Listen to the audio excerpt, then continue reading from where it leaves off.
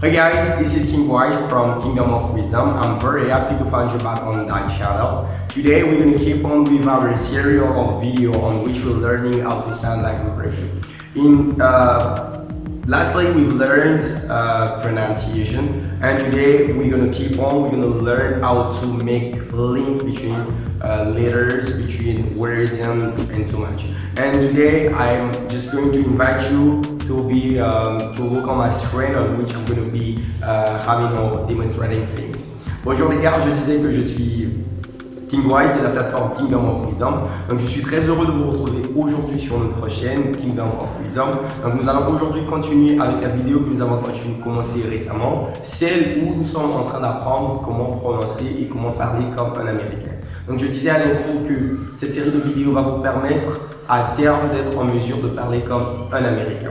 Donc récemment nous avons appris la prononciation, nous avons appris quelques règles de prononciation et je vais vous inviter sur mon écran pour quelques exercices de base avant de passer à la leçon du jour qui va concerner la liaison entre les lettres et entre les mots. Merci, à tout de suite, générique.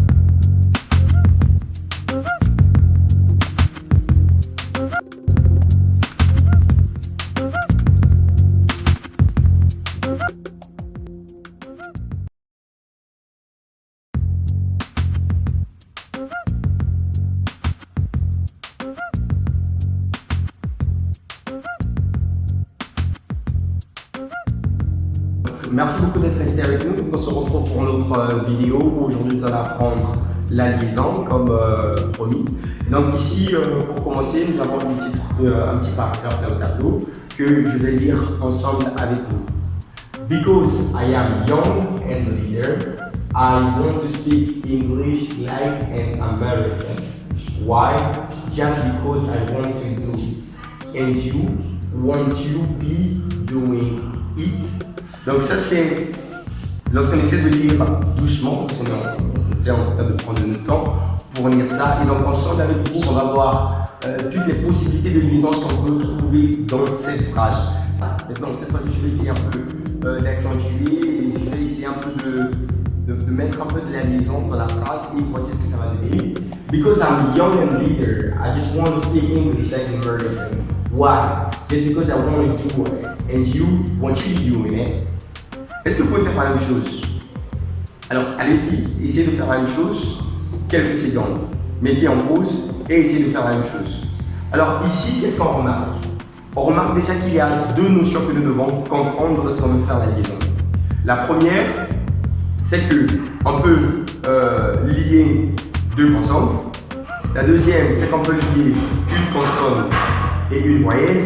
Et la troisième, bon, je vais juste essayer de toucher, mais on ne va pas vraiment rentrer en profondeur, c'est qu'on peut également lier une voyelle et une voyelle, c'est-à-dire deux voyelles. On va commencer par le premier cas. Le premier cas, c'est de comprendre la liaison entre deux consonnes. Lorsque nous avons deux consonnes, lorsque nous avons deux mots comme want et to, qu'est-ce qu'on remarque dans ces deux mots? On remarque que want se termine par un T et to commence par un T. Donc lorsqu'on a une telle rencontre, on simplifie tout simplement le premier T et on garde le deuxième. Donc au lieu de dire want to, ce que nous allons faire, ce sera de dire want to. Directement, on va aller pour want to. Donc on ne va pas faire un want to, mais on va plutôt faire un want to. Donc le premier T disparaît pour laisser la place au deuxième. Et ça c'est très important. Ça va être la même chose dans black coffee. Ça va être la même chose dans black car. Ça va être la même chose dans nicer. Donc je supprime le premier son de la voyelle et je garde le deuxième son. Et quand je fais ça, du coup le mot devient plus simple à prononcer. Il devient plus simple à prononcer et de cette manière-là, on peut évidemment accentuer, on peut apporter de la fluidité dans notre langue. Quand je dis black car et non black car, vous voyez que black car c'est plus simple, ça sent plus vivant en fait. Quand je dis want to, au lieu de want to, voilà, want to ça sent beaucoup plus mieux, beaucoup plus fluide, voilà, beaucoup plus fluide. Donc c'est ça la première chose que nous devons déjà remarquer dans la liaison entre deux consonnes. Alors, je vais donner ici voilà, une série de mots et chacun de vous à la maison va essayer de lire. Comme ça, juste après, je vais les lire après.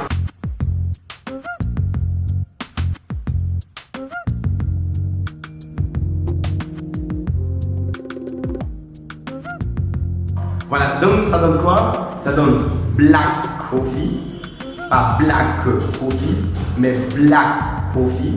Ça donne quoi? Ça donne good day. Non pas good day, mais good day. Good day. Ça donne quoi? Ça donne nicer.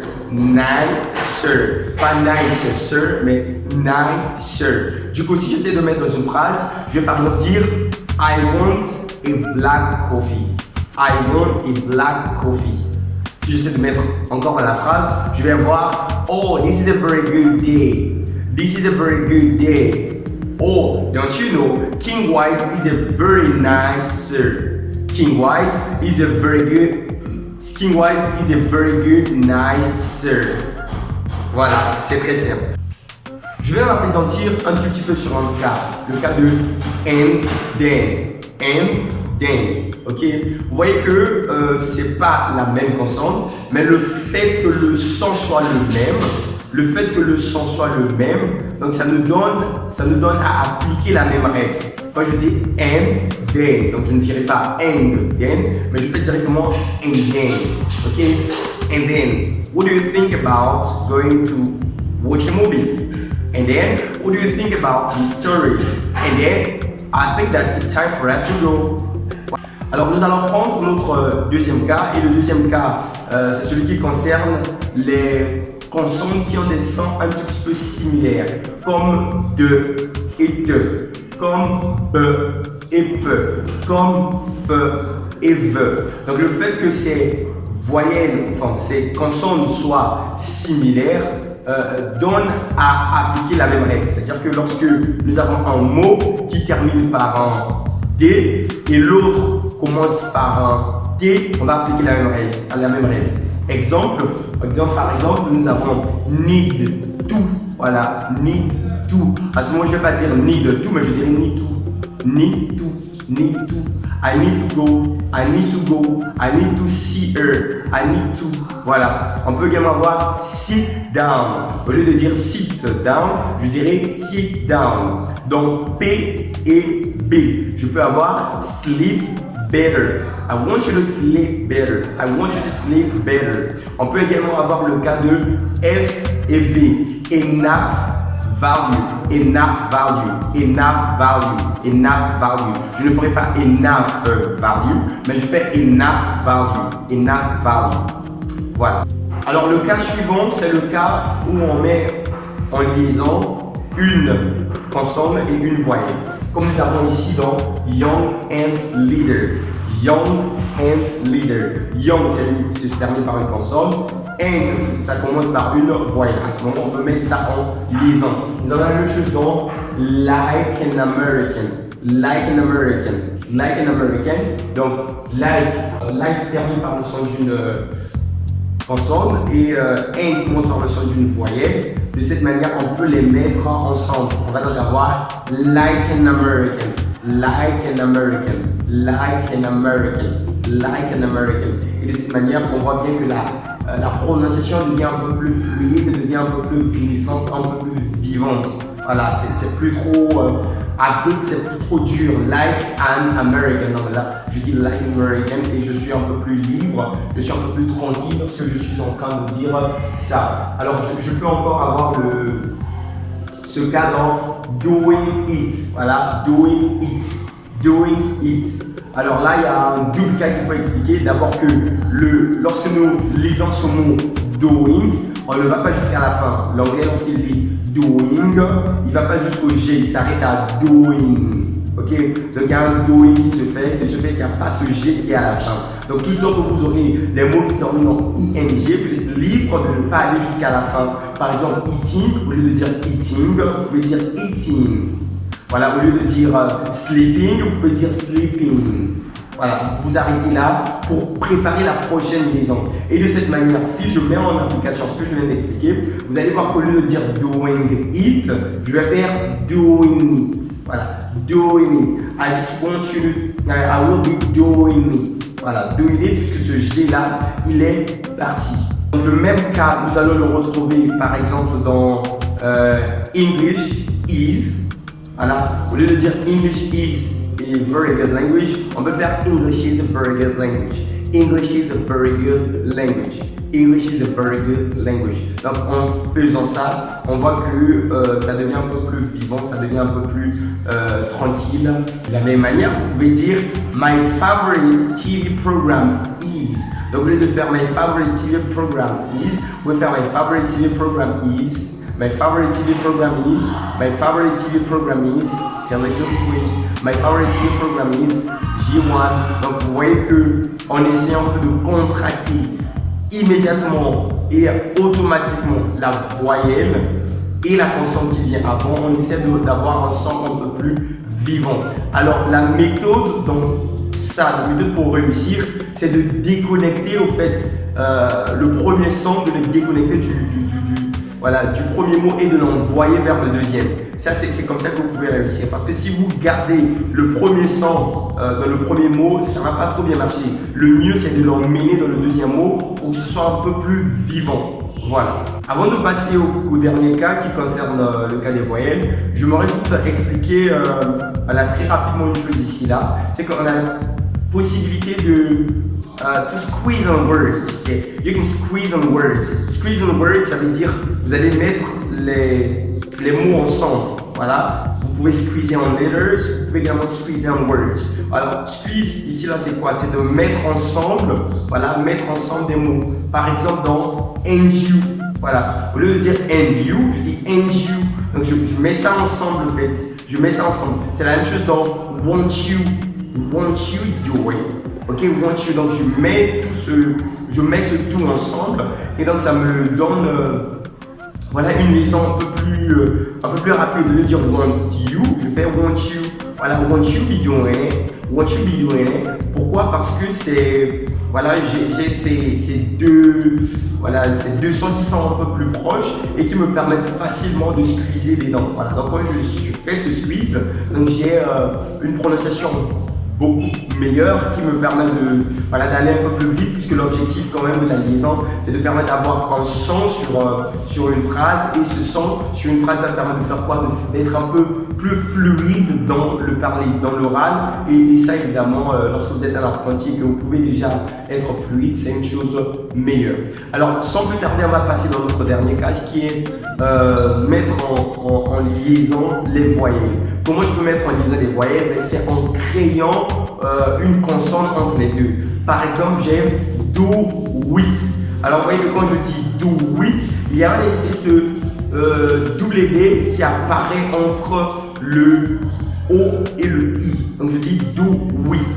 Ok, do with. Et donc, il y a ce W là qui vient apparaître pour faciliter la liaison. Et donc, on peut évidemment considérer ce cas également comme un cas à prendre en compte lorsque nous voulons faire la liaison. Et il va apparaître comme ça, il va apparaître naturellement. Voilà, le cas avec les voyelles, c'est qu'ils vont apparaître naturellement, vous n'aurez même pas besoin de forcer.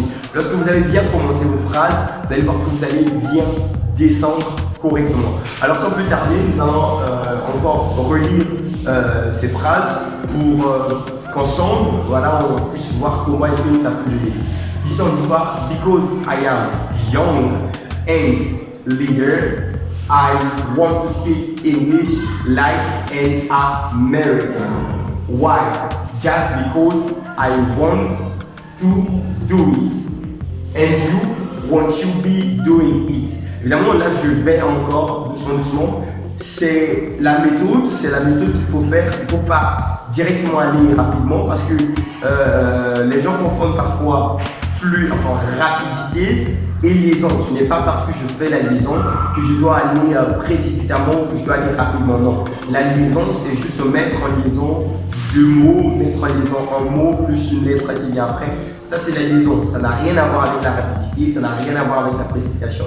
Donc, lorsque vous allez travailler à la maison, essayez de prendre le plus de votre temps dans la pratique, en pratiquant toutes ces choses-là et en prenant de votre temps. Parce que ce n'est qu'en prenant du temps que vous pouvez vraiment devenir un expert dans la matière. Tant que vous ne prendrez pas du temps, ça ne marchera pas. Voilà. Donc ici, je vais encore le faire. Because I'm young and leader. Voilà, c'est comme ça venir. Because I'm young and leader, I want